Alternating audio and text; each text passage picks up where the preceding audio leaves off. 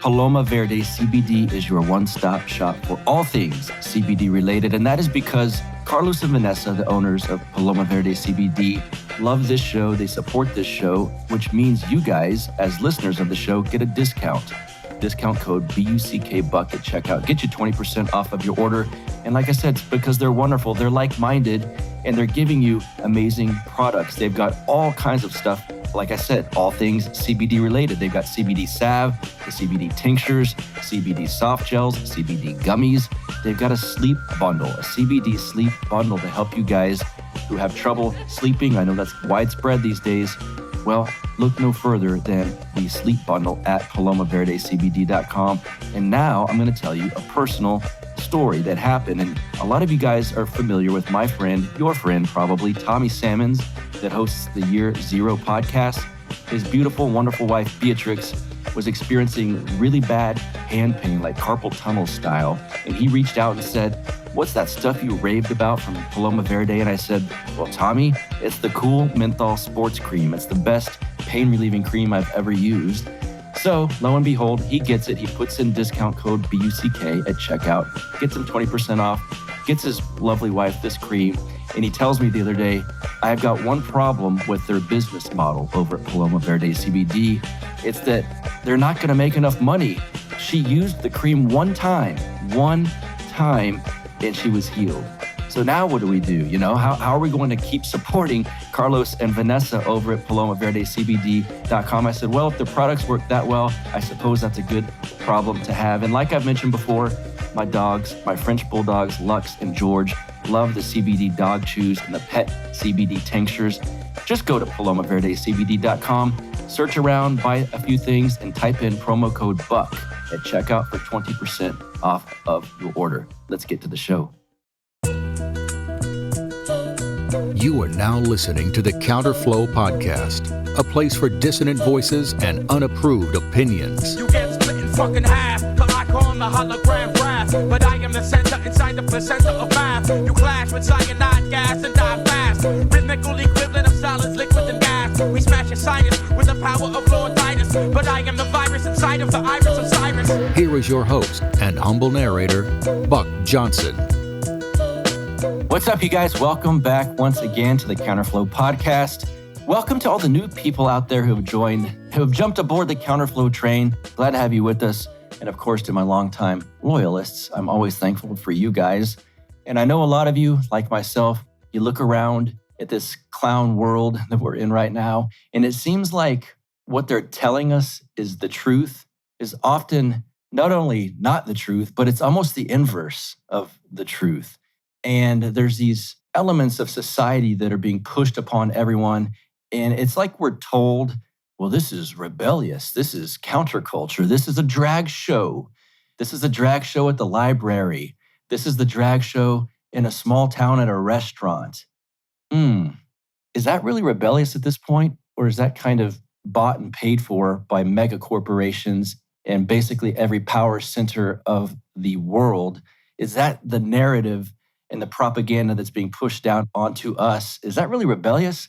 It doesn't seem like it. And my guest today was born out of the punk rock scene in the Bay Area in the 90s, at a time when this might be hard to imagine, but punk rock at one point was actually rebellious and rebelled against the elements of this world, the things that were being pushed by mega corporations, by institutions, and all of this. There used to be punk rock people that fought all of that and had this brotherhood.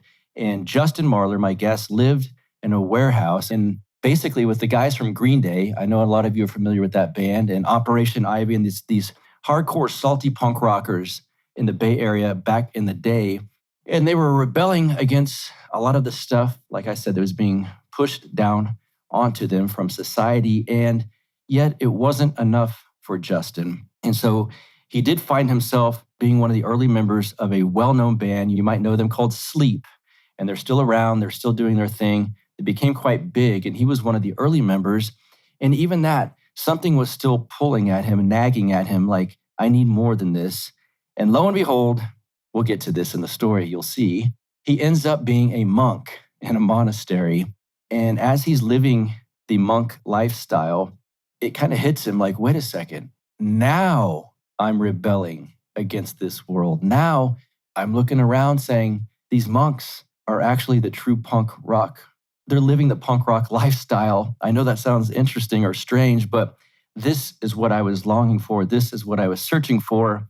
And we're going to get into all of that. And so he put out back then, when he was living in that monastery, a zine, a little magazine called Death to the World, The Last True Rebellion. And it has had a massive impact on my life. So I'm stoked to get him here so we can talk about this. And he also authored a book called Youth of the Apocalypse and the Last True Rebellion. We're going to talk about that too, his whole journey. He's got some hardcore ups and downs, that's for sure. And this book, Youth of the Apocalypse, it's extremely hard to find now. I had to pay a pretty penny to get this edition that I have, but he's releasing an updated version this year. And basically, he's looked around, this isn't 1992 or 93 anymore. Things have changed quite a bit. The spirit of nihilism is still alive and well, unfortunately, in society, in this modern world. And he's going to update Youth of the Apocalypse and kind of give the new take on things and where we are today in society and fighting for the last true rebellion against everything that's being pushed down upon us. We're going to get into it. I think you're going to love this. I'm honored to welcome to the show for the first time, Justin Marler. How are you, sir? Doing great. How about yourself? I'm beyond excited to do this, so I'm quite well. The work that you have done in your life, specifically with Death to the World, and of course we're going to get to that, has had an immeasurable impact on my life. And so I don't always get people on this show that I can say that to. So thank you for starters. And I guess let's just get to what you think my audience should know about you. So I'll let you give your introduction and you tell them who you are, what you do, and what you think is pertinent. Sure. I'm almost 50 years old. I entered the church when I was about 19. I was lucky to find the Orthodox Church. It saved me from a life of suicide and depression. I was in bands before that in the music scene down in Oakland, California, and it was causing my depression to be worse, the music and so on. So I entered the monastery, stayed there for 7 years, left after 7 years, got married, and my first wife passed away living with a baby. And then I got married again, and then she ended up committing suicide. And then married for the third time. We have a blended family of 5 kids. I live in Waco, Texas, and just a working man. Waco, Texas. Yeah, not too far from me, just up the road. You just unloaded like a litany of interesting stuff just with that brief intro. What was your upbringing like as a child? I assume it was in California. Is that correct?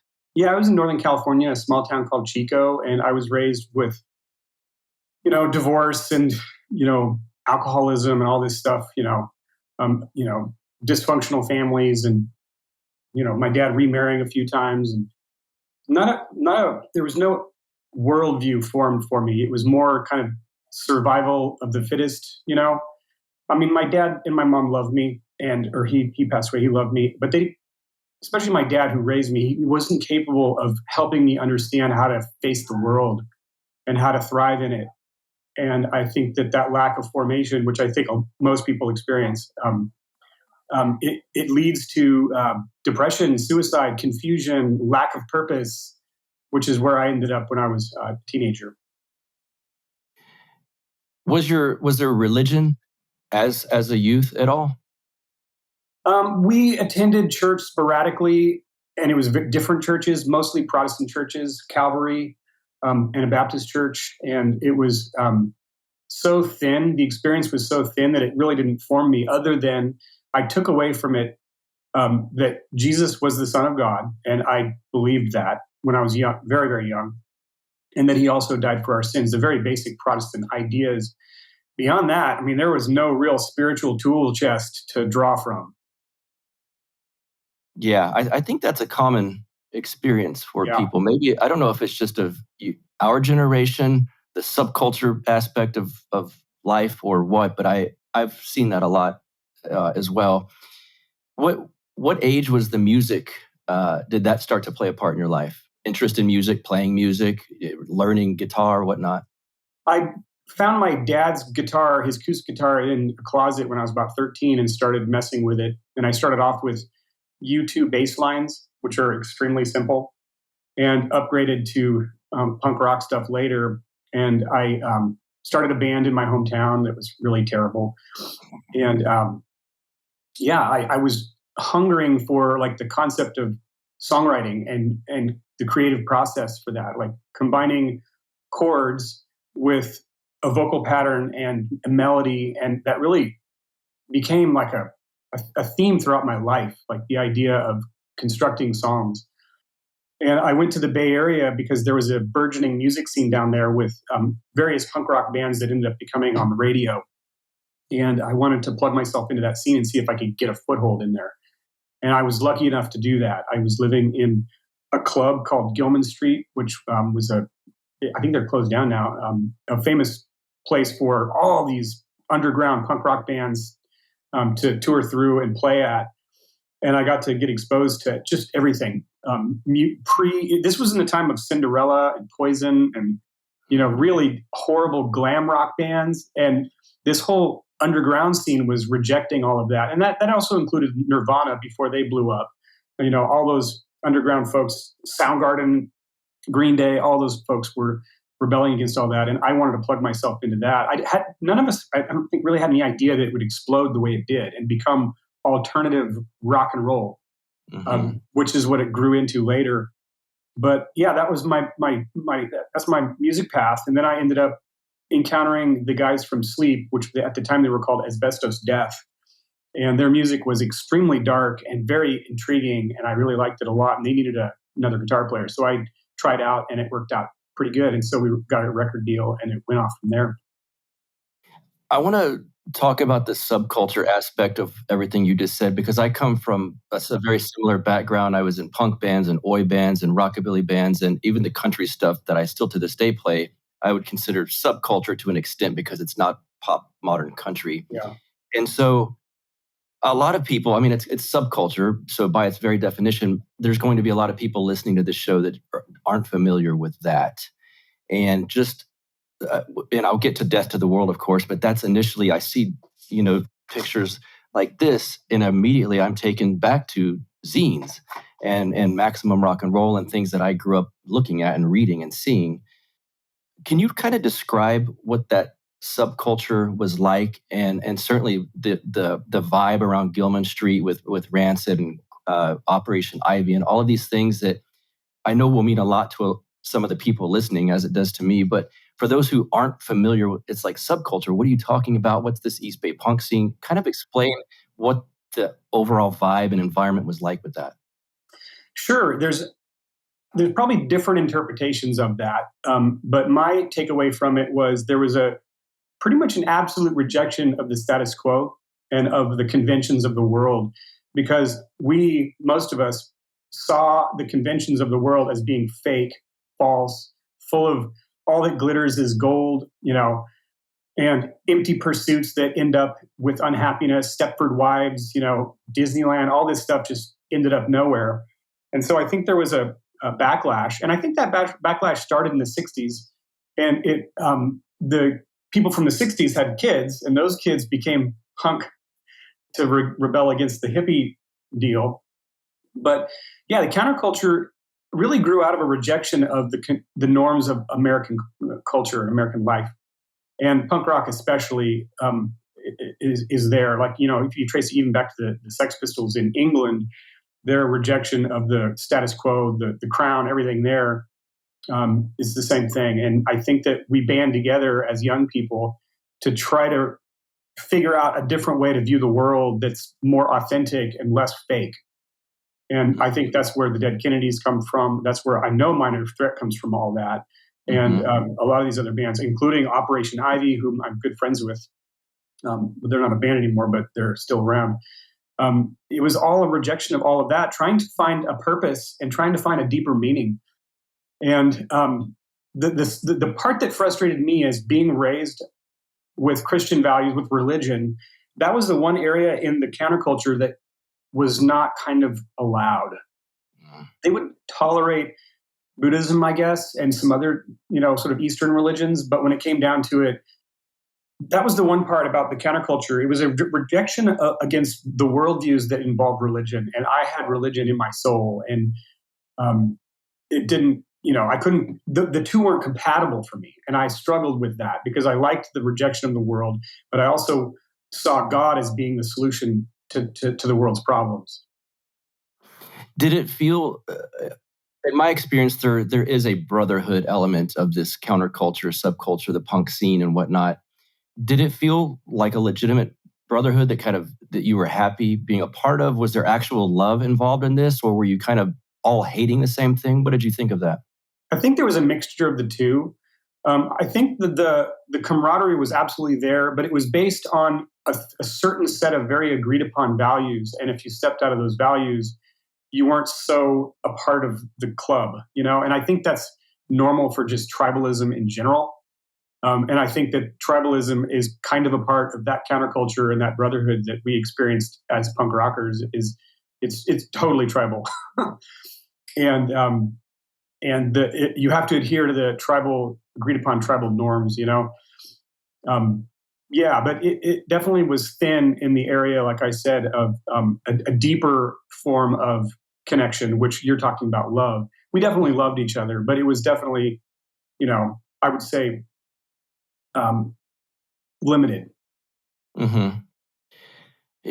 This is just a side rant. Do you ever look at where the punk rock scene is now and seeing these people advertise the jab and masks and pretend that they're still anti-subculture or counterculture at all? Do you ever see that and it bothers you? What do you mean? Like Dead Kennedys singer having a Jello? slip. Yeah. Was very, very pro Joe Biden, pro everyone lockdown, pro get your shots, pro wear a mask. It seemed odd to me. And it almost felt, looking back, like I was cheated a bit. Like, I thought you guys were supposed to be against all of this crap. Not that I live and die by what Jello Biafra says anymore, but I don't know. I look back and I felt, was I being lied to by these people the whole time? Do you ever see any of that? I think at the time that rejection and the rebellion and the independent spirit was authentic. It truly was. But it's weird. Like if you look at Neil Young, for example, he was that rebel. And then he kind of conformed over time. And I think that we're seeing people that kind of conform to a worldview over time. And they kind of lose that rebellious question everything spirit or critical thinking spirit. And I think that's kind of what we've lost is critical thinking. Like my daughter, my 18-year-old daughter, I don't know what she thinks, but she accuses me of being a conservative. And I don't adhere to any party. I'm a Christian, period. And I try to explain to her, my job is to be critical of everything and question everything and see what, if you boil it down, what truths pop out and what fakes what fakes pop out. And I think that critical thinking is what we kind of lost with this political divide in the modern times. And punk rock completely bowed down to a certain set of ideas and also a certain form of bigotry, which is really sad. Mm-hmm. Yeah, so we should kind of head in this direction. What was the moment? I know there's a moment where you met a nun, an Orthodox nun, but prior to that, you had kind of had what we could call possibly a breakdown or a moment of reaching out to God. And can you talk about that moment, and then we'll lead to the meeting of the nun? It was a moment that lasted a couple of years, to be honest.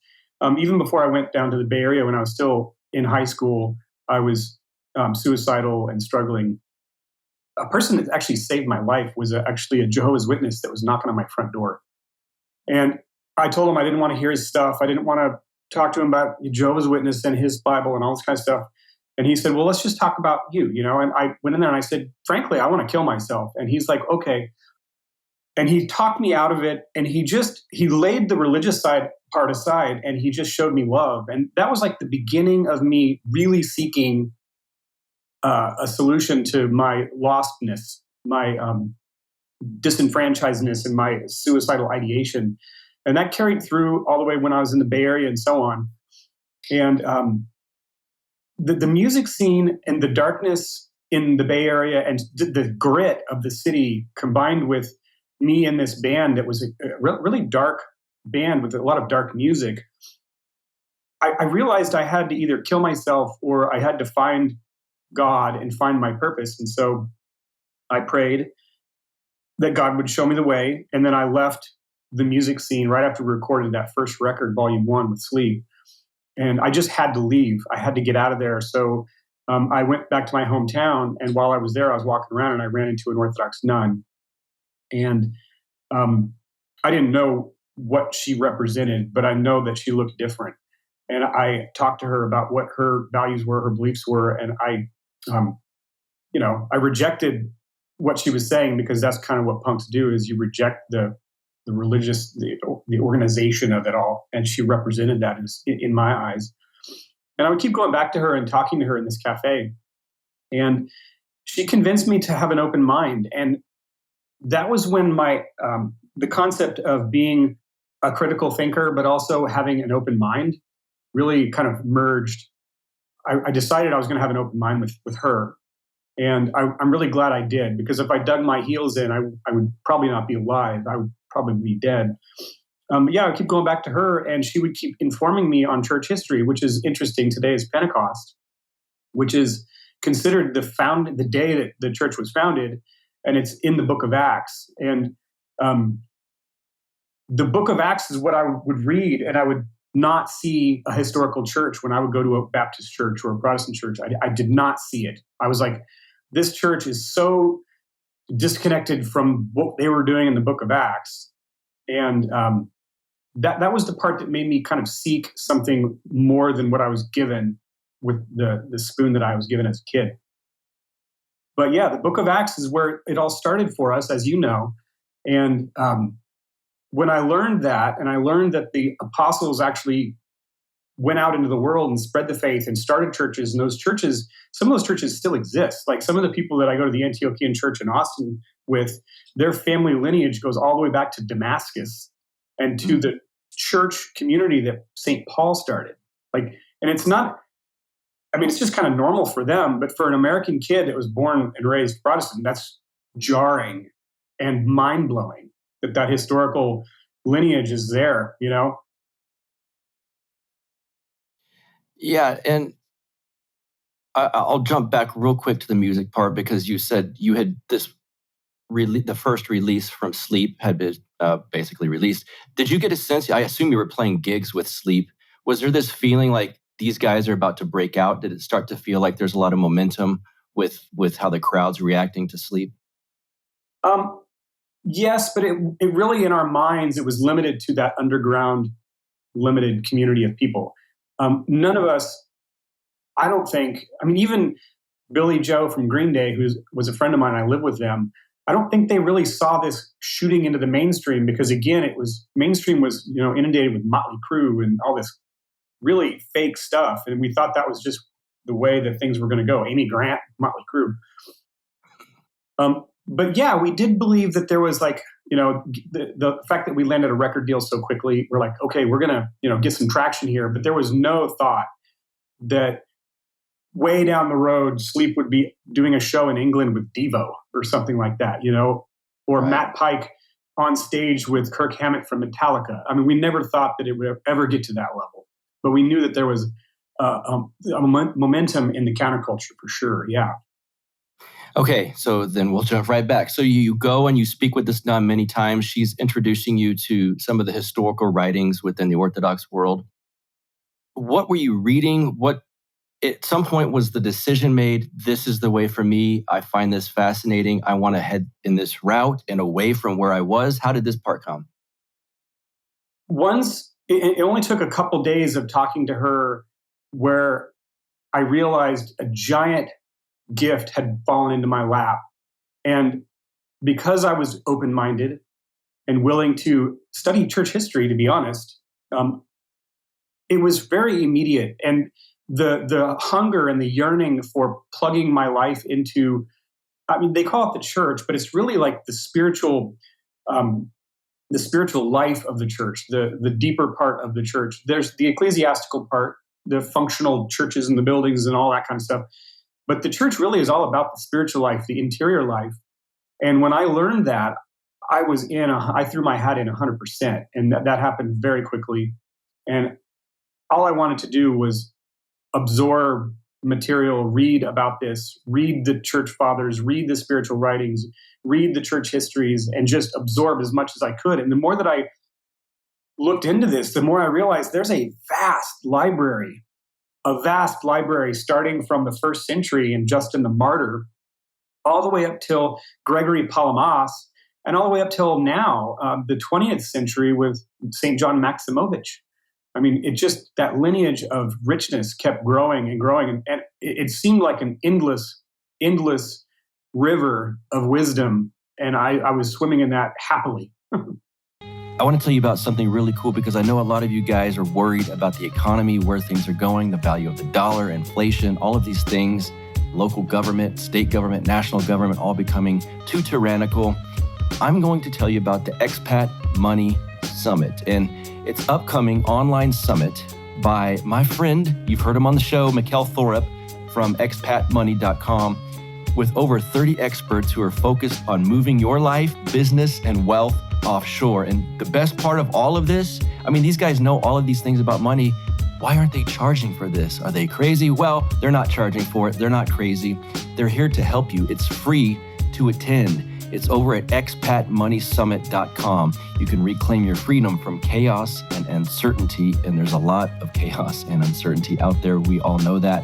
The topics at this Money Summit will include how to secure your own Plan B safe haven, how to use foreign currencies, offshore banking, and decentralized finance to safeguard your money, how to legally reduce your tax burden, legally that is, how and where to safely store gold, silver, and other precious metals, where the best countries are in the world to find freedom for yourself and your family, how you can get a second passport to travel the globe without restrictions and get in and out of different countries' borders. You will also learn about a libertarian island haven, private cities, communities on the ocean, wow, and food and energy independent towns in Latin America. You can register now for free over at expatmoneysummit.com. This is your way to fight back against what is happening in the world, stand up, protect yourself, and find out how to secure your new life abroad. Again, you can register for free over at expatmoneysummit.com. Let's get back to the show. Yeah, it's almost weird to think back to what year this was at this point, of course, because yes, there is this endless river and I can get on Amazon and click, and in 2 days, these books are here and I do it all the time. But again, this is the 90s and the internet's not ubiquitous as it is now. So were you going to libraries, bookstores? And I mean, in the Bay Area at that, it's almost hard to believe there would be Orthodox Christian books in a Bay Area store now at all. But I assume there must have been at that point. That's a great question. And when I discovered this, I learned the key terminology on how to identify some of this material that's ancient. And although in 1990, there were very few things translated into English from Greek manuscripts, Russian manuscripts, and so on, there was enough out there, like Faber and Faber translated the Philokalia, which is one of the greatest collection of writings from Mount Athos in the church's history. It actually, some of this stuff was out there. And when I would go to bookstores, I would immediately head beeline straight to the philosophy and religion section, and I would start searching for these. And I would find these books like Pseudo-Macarius, which was basically Saint Macarius, translated by some Catholic monks on the West Coast. They did a whole series of a lot of these writings and translated them into the English. And the translations might be a little controversial, but those materials were out there. And the first book that I found was the early fathers of the Philokalia. And I went back to the nun and I was like, is this one of your books? And she said, that's like some of the best material ever. And so, yeah, when I would, anywhere where I would go, like City Lights bookstore in San Francisco, that's what I would do. I would go straight to that religion and philosophy section. They never had an Eastern Orthodoxy category back then. Some of these bookstores kind of have that now. But back then it was just kind of lumped in with the Catholic section or just the Christian section. And I would scour and scan. And I built my library. My wife, we were just talking about my library the other day, how big it is. But it's a lot of those books that I found that were old from the 90s before a lot of this stuff was translated. Yeah. When did you stumble across the writings of Father Seraphim Rose? That nun. She gave me one of his writings, the God's Revelation to the Human Heart, which is a really thin little book. And I had never read a book from cover to cover. I was, 19, and I had really never read a book. I kind of made it through high school and middle school using Cliff Notes because I didn't have the attention span to read. And that one, I read that one, and that was my first exposure. And then she told me that his grave was just up the road, an hour away from Chico, up in Platina, which is near Redding, California. And after that, I started reading some of his other books, like what's that one? The Soul and Death. The Soul After Death. The Soul After Death, yeah, that one. And then there's that New Age book, which was really interesting too. You know the name of that one? I do. I think it might be this one. That's the one right there. Orthodoxy and the Religion of the Future, yeah. And some of his other writings. And in the monastery, we had access to, this was before these were published, but we had access to a lot of his lectures that he gave. And so we could listen to his audio lectures on cassette. And obviously he was a bridge, this is why I believe why he's so liked. He is a bridge from the sort of pre-Soviet Russia, ancient church to the modern man. Like anybody who's with a huge beard standing in the woods, lecturing a bunch of 70s kids raised in the 70s and using KISS as an example in one of his talks. I mean, obviously he's clearly a bridge between the two worlds, which is, like I said, why he's probably so well liked. And I liked him. I identify with him in a minute, for sure. Well, you just said in the monastery, they had his recordings. How, this is an extremely unique journey of yours. Obviously, you realize that, but from a Gilman Street club with Green Day and Rancid and Op Ivy to the monastery where Father Seraphim Rose had been and lived and now was buried there. Explain this journey, because again, this is extremely unique and I think it's fascinating. And what a change of scenery, I suppose. Although maybe some of the confines are similar. I don't know. I'll let you get into that. Well, when I found out that a person like me could actually visit that monastery or visit any monastery, I was very eager to do so. And so me and my friend barreled up there in an old car that broke down at the bottom of this mountain where the monastery was, and it was wintertime and it was snowing.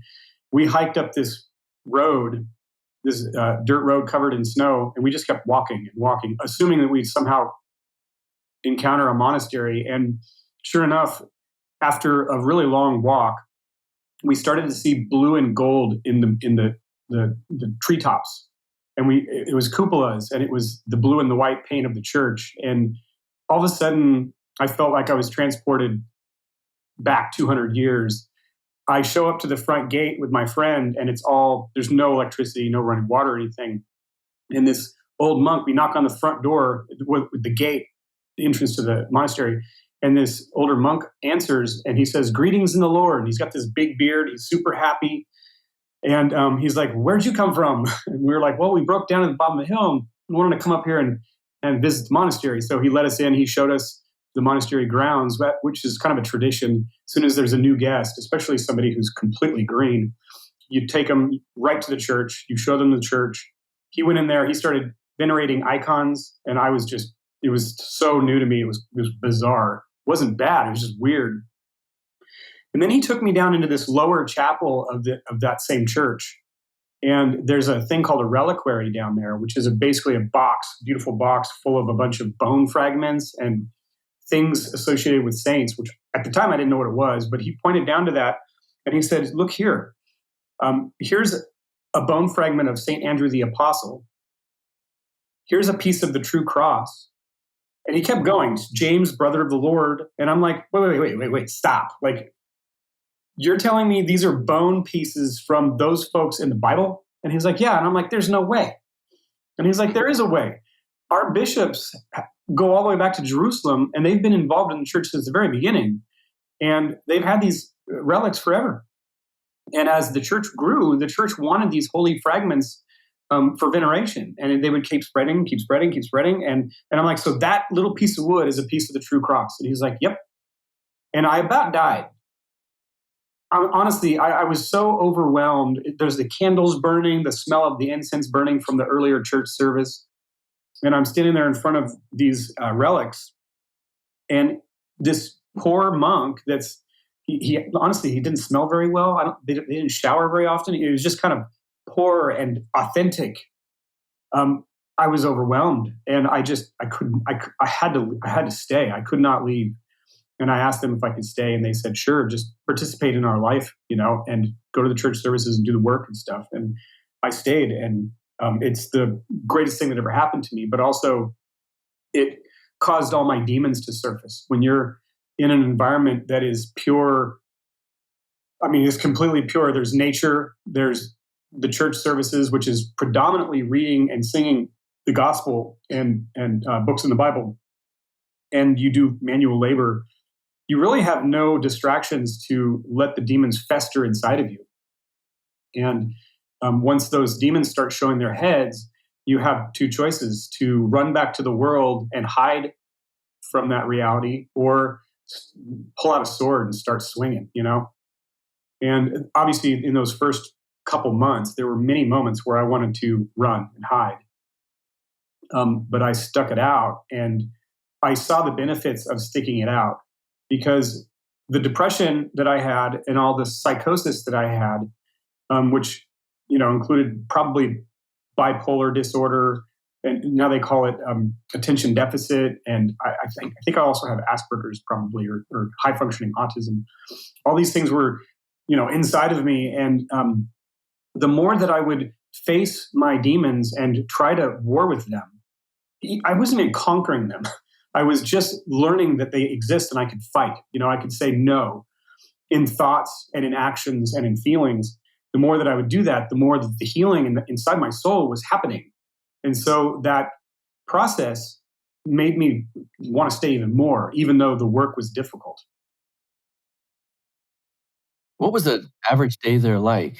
I almost feel bad saying the term average, because days there are obviously not average, but what was your typical day in a monastery like? This is obviously a foreign concept to so many people. Yeah.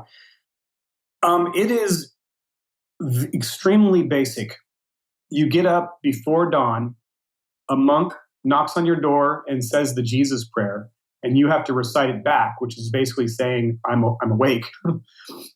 You have to tear yourself out of that bed, which is not easy, and go down to the church, and still the world's asleep. It's early in the morning. There were different times when we would get up, different times, but typically we were getting up, around 4:00 in the morning, and go down to the church and try to wake yourself up and stand in church for about 2 hours, usually, sometimes longer. And then after that, you'd have a breakfast that was horrible. The monks they were not good at cooking. And some of them kind of prided themselves in making bad food because of like an ascetic, practice. So we'd eat oatmeal. Some of the monks would have some coffee. And then after that, there would be a talk, or while we were eating, there would be a monk that was reading from a spiritual book. So you'd be feeding your soul and your body at the same time, which was really beautiful. And then after that, sometimes the head monk would give a little bit of a talk about the day or about spiritual life, whatever. And then we would head off typically we would go to work and start doing manual labor in the garden or building. That monastery also has a publishing arm. And so we would be doing publishing and mailing of books and all kinds of things. My first experiences were stapling a magazine, an Orthodox magazine, by hand with an old foot stapler, Orthodox Word. And then after that, sometimes there was a little nap time. Often you would do lunch, and then you would come back to work, and then you would go back to church for Vespers, and then you would go to your cell for a little bit, and you come back for Compline, which is late. And after that, at the end of Compline, we would often do the Jesus prayer for an extended period of time, which is just repeating this one short sentence hundreds of times. And each monk would take a different turn. And it was all with dimmed light, very quiet, repeating this one line over and over again. And I have to say, it was in those moments where this crazy battle would surface, because after the day, you're tired, you're exhausted, you're standing there repeating this sentence over and over again, you're trying to focus on it. And these horrible thoughts would enter your mind. really, really horrible, terrible thoughts. And I learned with the guidance of my spiritual father that was a good thing. And he also taught me that those thoughts are not yours. They're temptations, and you have to just let them go. Like, don't latch onto it. Just, you're being tempted, and it's, just let it go. And you kind of learn to just not pay attention to them. And after a while, they just go away. But then after that, some monks would do studying in their cell, but at this time it was pretty late and we were all pretty exhausted. And you go to sleep and do the same thing. That was just it, over and over and over and over again for years. Yeah, that's interesting. And this is when the death to the world idea flourished. Is that correct? Yeah, in the early 90s, after I had kind of got established as a novice monk, the head of the monastery asked me how to reach out to young people. And I told him that typically young people are at concerts, they're doing music, and they have these things called zines, which is a short thing for magazine, which is hand-produced by kids at copy places. And he said, well, go ahead and try to make up one of these magazines. And I came up with the idea of Death to the World. And then another one of the monks helped me go to town to start doing copying. We went through all the library books, all the imagery that we had in the monastery library, and started grabbing books and earmarking pages of images and stories of saints that I thought would relate to young people in some way. And we would go down there and we would Xerox these things and cut them and rip them and tape them into these little magazines. And we started our first one. We put it together. I had the concept of having certain sections in there, like real stories, conversion stories of young people, and other areas, a thing called common suffering, and then this area of quotes from the saints and so on.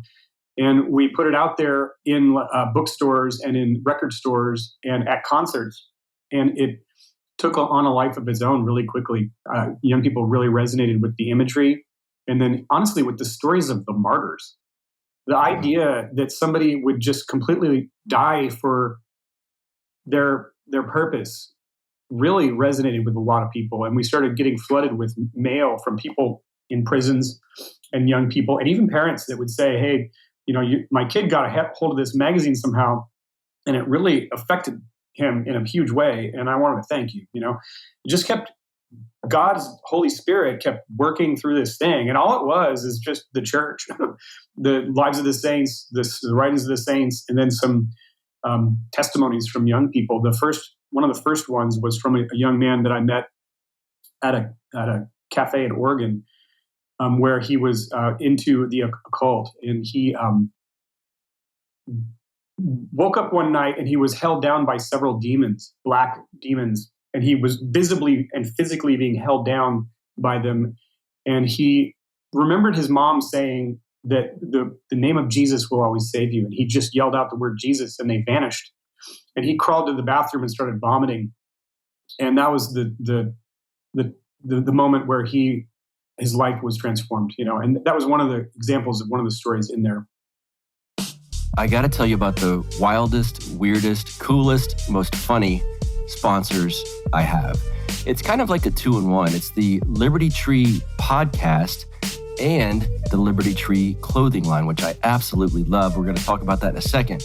As for this podcast, can you beat this description? It's kind of like if Shane McGowan did man on the street interviews in rural Northern California, and after that content was picked up by CNN, it was then analyzed on Sunday mornings by really intelligent, albeit half in the bag, but nonetheless good-looking construction workers. There you go. How about that? What they love: liberty, free speech, Western culture, family, breakfast beers, guns, training to kill with their bare hands, and, like myself, really, really bad jokes. What they are not: statists, progressives, and, well, funny. A few highlights from their podcast include episode 5, where they teach the principles of free driving and talk about how it might just save the world. Most of their predictions have come true. The one they are still tracking and updating regularly is Justin Trudeau's apparent transition.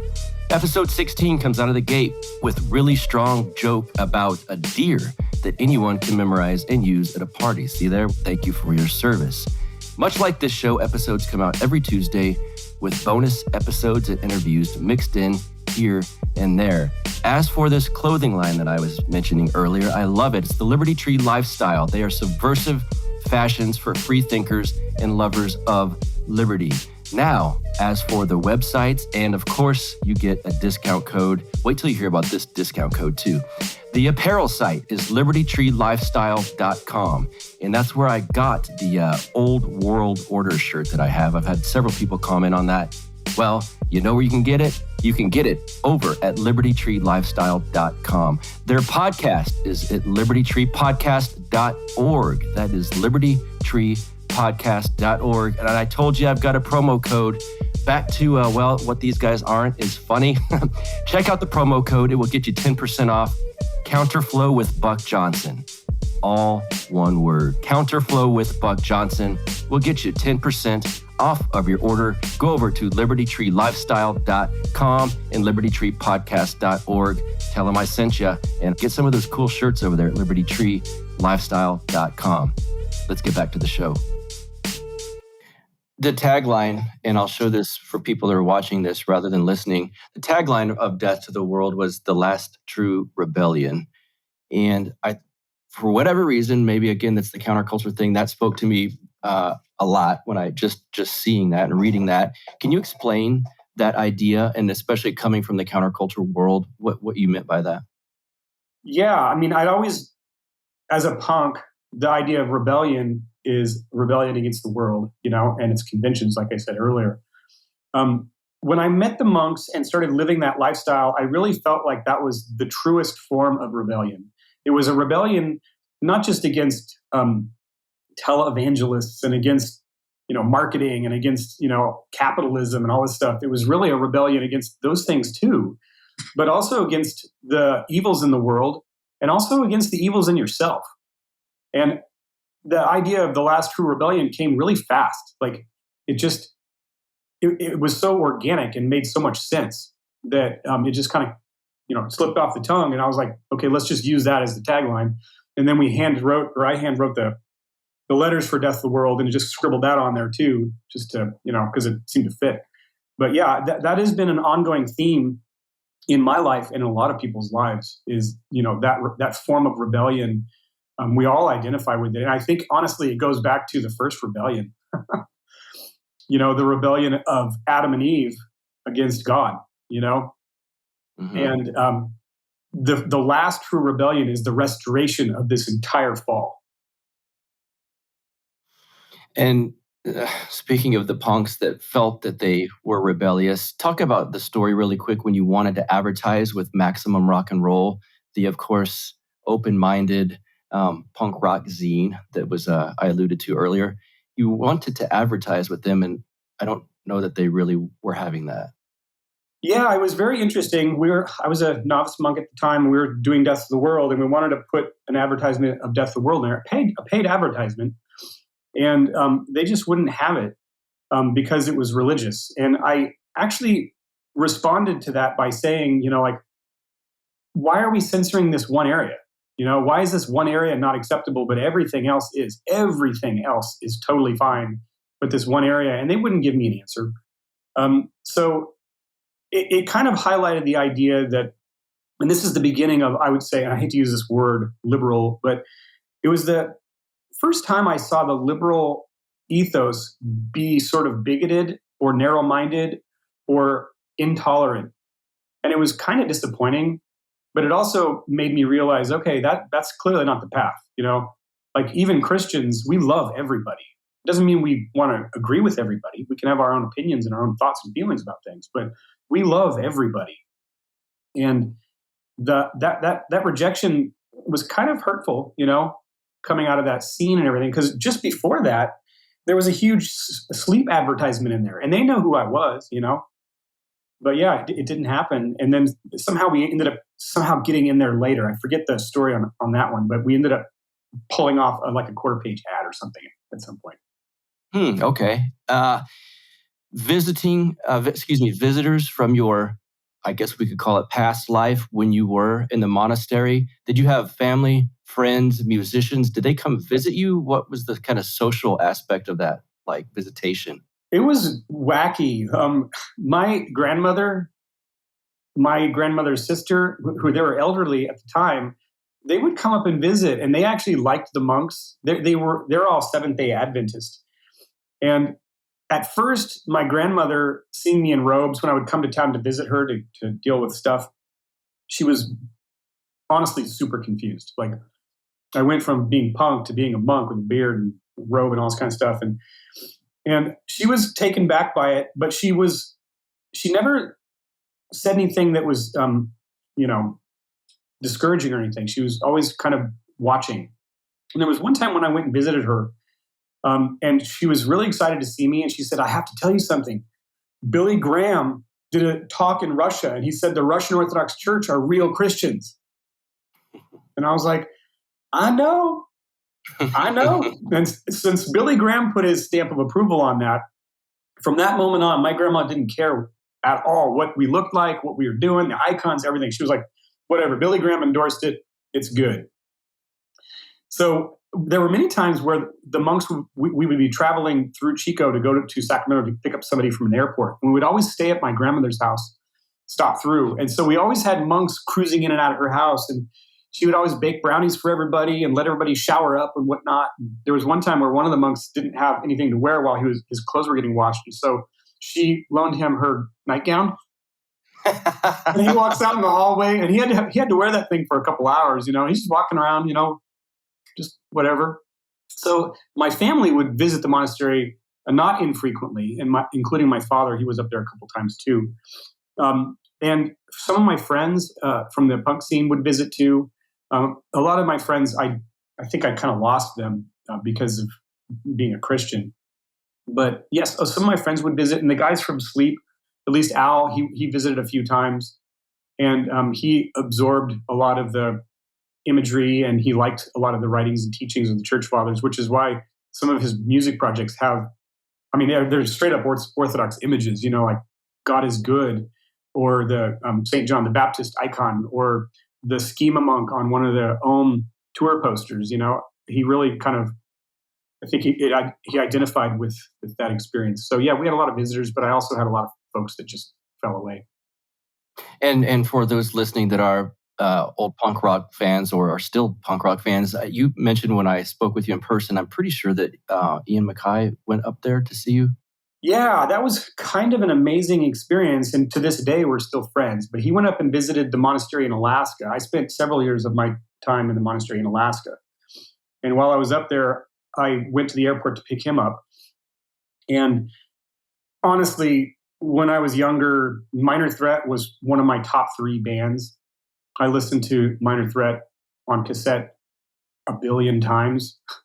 And I knew all the lyrics. And his story, the way he came across in the punk world, was that he was straight edge and that he beat up people when they were eating meat. I don't know where all these myths came from, but so I had this idea that he was kind of scary. And when he showed up at the airport, he had his beanie cap on and his backpack, and clearly he could recognize me because I was in a monk robe. So he ran right over to me and he's like, "Hey man, let's go out to the monastery." So we went out to Kodiak downtown, walked up a mountain, and we're talking. I was showing him from the top of this mountain, Spruce Island, which is down below this beautiful, vast ocean and this lush green emerald island. And he's like, "Well, let's go." So we went down to the boat, went across to the island. He stayed out there for several days. I spent a lot of one-on-one time with him, walking on the beach and talking about music, punk rock, God, his background, because his family is Catholic. And so he has nuns in his family. They might not be around anymore, but he had, at the time, had an aunt that was an active nun. So he had some connections to this. And also the lore behind Fugazi at that time was that they were kind of like monks. And that came up a lot, that they're kind of vegan and they're against, promiscuity and all this kind of stuff.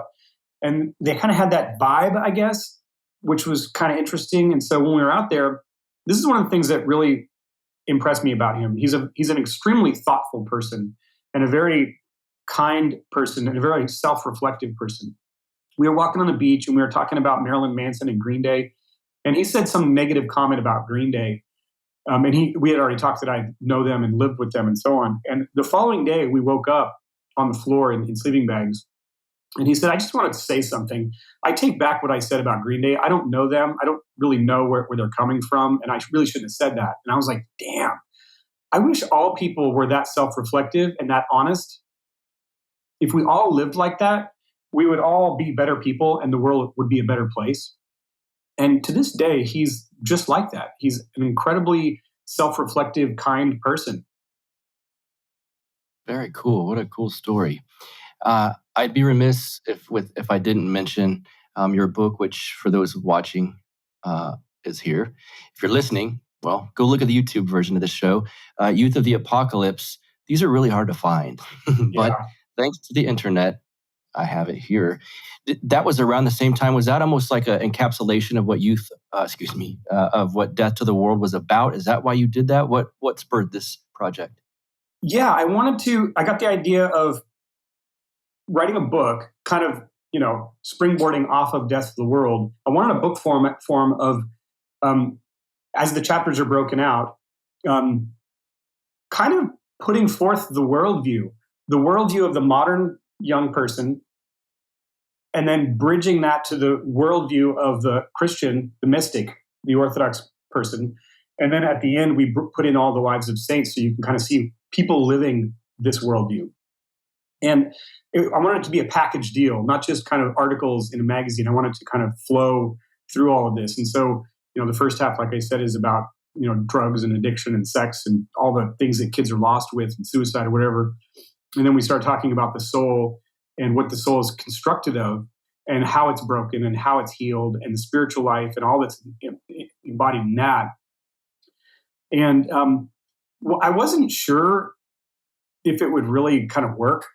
I hand wrote it in Alaska on a deserted island up there in Spruce Island by candlelight. And it was all on a ream of paper, handwritten. And I just kind of kept writing.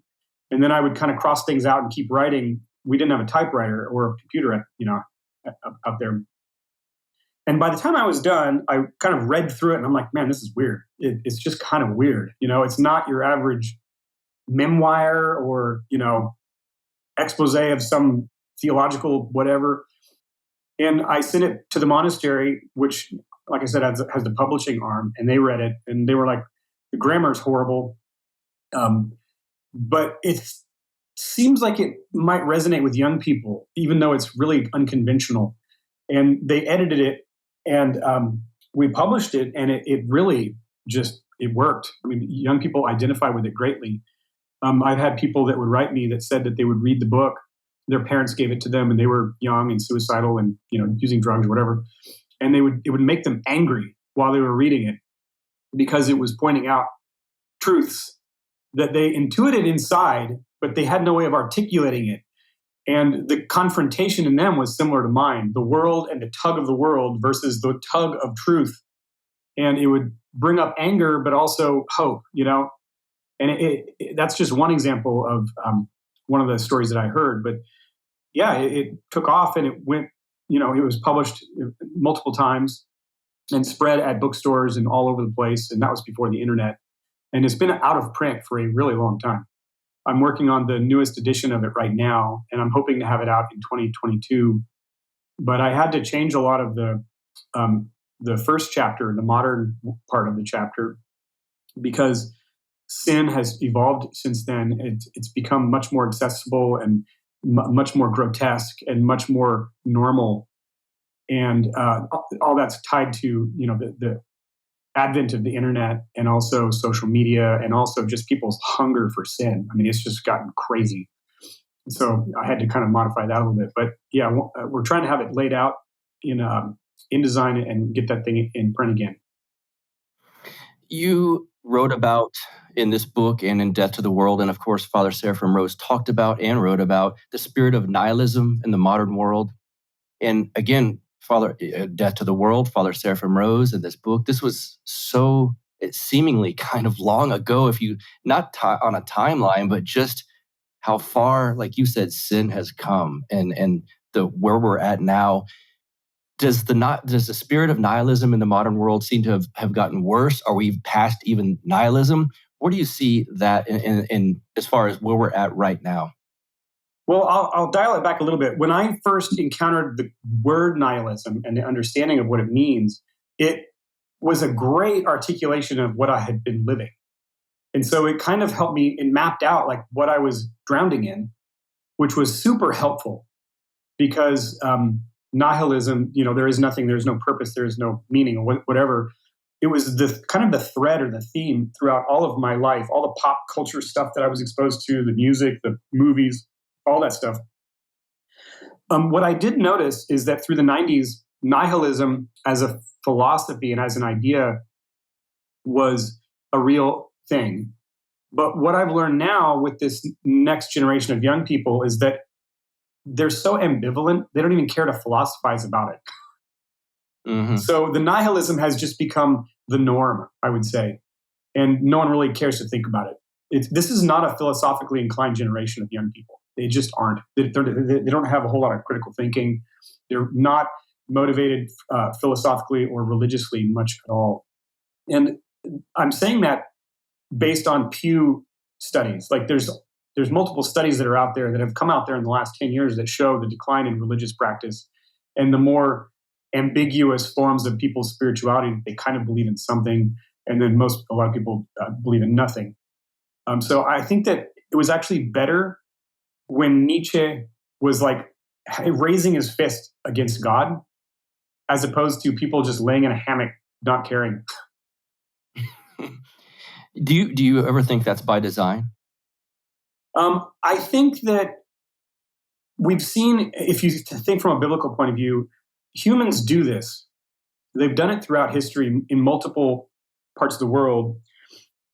They devolve into this base human pleasure-seeking mass of tissue, and then there's like a pendulum that swings, and people start to like kind of wake up and they swing out of it. And during those periods of time, there's always, they call the prophets or whatever, the people that hold to these basic spiritual truths no matter what. But yeah, I think it's a kind of a normal outcome of the fall. And I think that the moment we're living in now was what kind of is the end result of Adam and Eve and being disobedient to God's one question and one request. Don't eat from the tree of the knowledge of good and evil. You're not ready. You're not ready to handle this. And we said, no, we want it.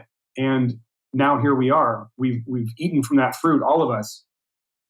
And we simply weren't ready. And the culture that we're living in now is flatly on the side of what we're talking about. We have elevated levels of anxiety, depression, suicidal ideation, confusion as to what a human being is and what biology is. That people are incredibly confused, and I don't see it getting better because of the interconnectedness of the globe and the direction that all peoples, except a couple areas like Bhutan and maybe the Islamic world, might not have that as bad. But the influence of that nihilism has kind of drained into everything. So a good example would be in Japan 150 years ago. It was a culture of honor, dignity, humility. It's not that case anymore. It's completely westernized and adopted a lot of these sort of apostatic approaches to life. And so when you have not only just small cultures, but kind of globally this ambivalence towards spirituality and this hunger for self-indulgence, I mean, it's almost like it's metastasizing like fast, which is scary. But in the middle of all that, we've got people who wake up and they rebel against that. I did that. I think you did that. And a lot of my godsons have done that. There are people out there that see this thing and wake up, which is a good hope, I believe. Yeah, sometimes, and I'm arguing against the me of 4 years ago, 3 years ago. But when you are surrounded and swimming in atheism and agnosticism and Gnosticism to an extent, there's not only, sometimes I see it more of a lack of truth or an ignorance to real truth, but things are almost an inversion of real truth. It's weird how with some of the abortion stuff, I start thinking of like, this is almost an inversion of the Eucharist. I don't know. These are the thoughts that swim around in my head as I look at where things are now and try to find and direct myself towards the capital T truth. Do you ever see any things like this? I only see it.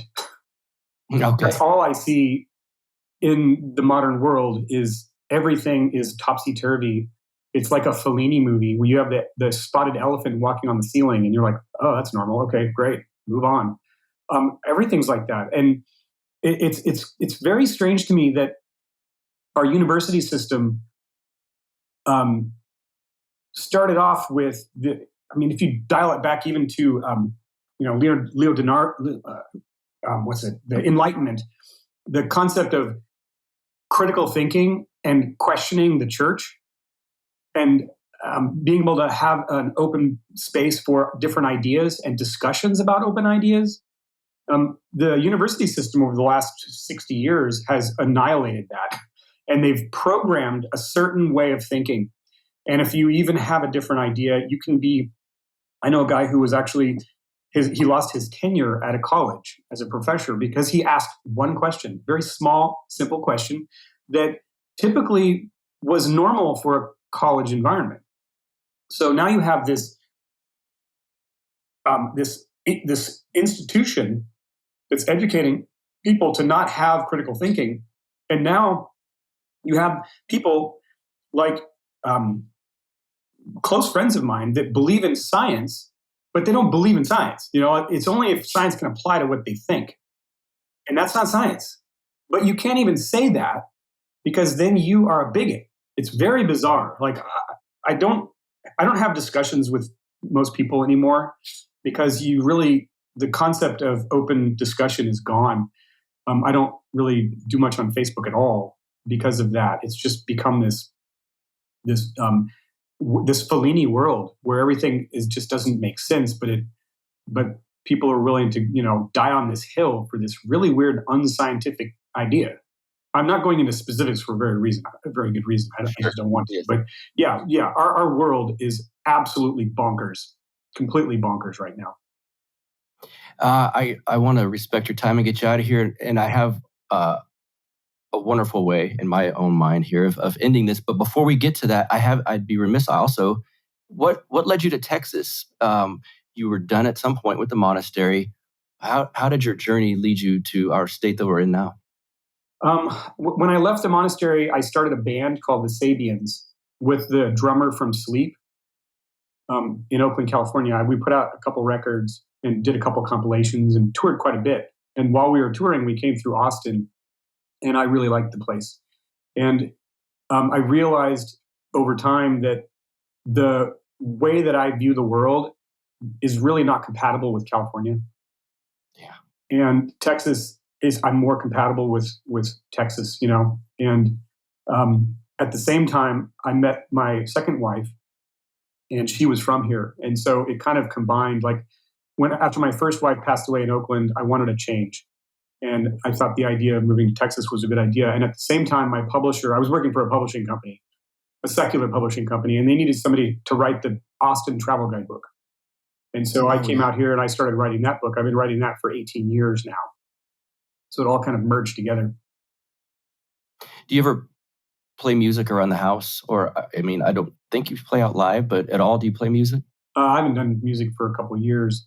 I was toying with a project with some guys about 2 or 3 years ago. We went to the studio and recorded some songs, but I don't believe my calling is music anymore. I just don't see it at all. There's times during Christmas where we do some Christmas carols and stuff like that around the house, and I do some folk stuff on my own, but not very much. Was that project you just referenced, The Quick and the Dead? The Quick and the Dead is one of them. Another one was Third Order, which is more heavy metal-ish, but all about spiritual warfare. Got it. Cool. Okay. For people listening, I've seen this, and I know you've seen this. You and I spoke about it in person. There's this kind of renewed interest in Orthodoxy, renewed interest in the truth. And you said, even it's a lot of people that look like we look, which I think is cool, but even outside of a counterculture movement, the interest in it seems to be peaking, or not peaking. I hope it's not peaking, but at least growing. If there's people listening to this who are looking for something more meaningful, kind of like you were yourself, and like I was as well, who feel that maybe there's an emptiness, a flimsiness to what they're experiencing in life, do you have any advice for these types? Yeah, I mean, everyone comes into that question in a different space, but my belief is that it starts with prayer. It really starts with acknowledging God's existence and then trying to connect with God and praying to Him. And then the second part, obviously, would be go get yourself to church. Yeah, well, and read spiritual books. Our souls in the modern world, we are famished. We are completely starving to death, and we're not feeding our souls. And that's where we would start, is feeding our souls, which starts with prayer, spiritual books, spiritual readings, reading scripture, and developing a more nuanced and complex spiritual life where you're battling your demons. Anything to plug? You've got that Unseen Warfare shirt on, and I know it's quite a website. I don't know if you still want to plug that or plug anything you'd like, really. Sure, yeah. I've been working on this book called The Art of Unseen Warfare for years. It comes out of a book that I've been writing for my daughters. Like, if I died, I would want them to know this, This is what will produce contentment for you. And the Unseen Warfare website, unseenwarfare.net, is most of the content that I've written for that book. Pretty soon, I think in 2022, the book will be complete, and I'll release it as a book, and then the website will become just an advertising tool to get the book disseminated. And also one more thing, Father John Valadez is currently running and in charge of the modern style Debt to the World. They still do it. They're reprinting the old ones. Do you have some contact with him? Or are you kind of working on stuff with him at a peripheral level? Yeah, actually, I wrote an article for the last zine magazine that they published, and I'm probably going to write an article for this one. He wanted me to do my story, which I thought was kind of weird, but he thinks it would be effective and good. So I might write my story down and put it in Death the World, which is ironic. It's great. I agree with him. Thanks so much for doing this. Do you have any parting words? And we'll get you out of here. Lord Jesus Christ, Son of God, have mercy on all of us sinners. Thank you. Amen. Justin Marler, thanks for being here, sir. Thanks for having me. Appreciate it. Yes. Thank you again to my guest, Justin Marler. I'm honored to have had you on, and I hope you guys found that interesting and maybe edifying. And so look into Death to the World. Like we said there in the interview, it's still going strong. And I'll link to it in the show notes page. And I will link to everything that we just talked about. Youth of the Apocalypse, like we said, it's really hard to find, but I will do that. And of course, Unseen Warfare, his site that he's doing right now. As for this show, you know where to find us, counterflowpodcast.com. You can support us, and thank you for the new people that have reached out and supported me on Patreon. Patreon.com/counterflow. If you find value in this product, it's as little as $1 and as much as you'd like.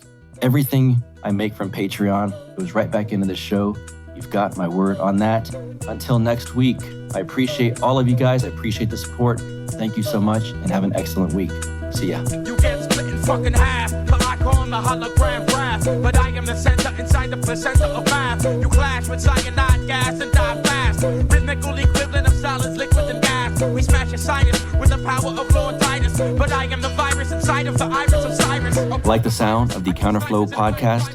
Our audio production is provided by Podsworth Media. Check them out at podsworth.com.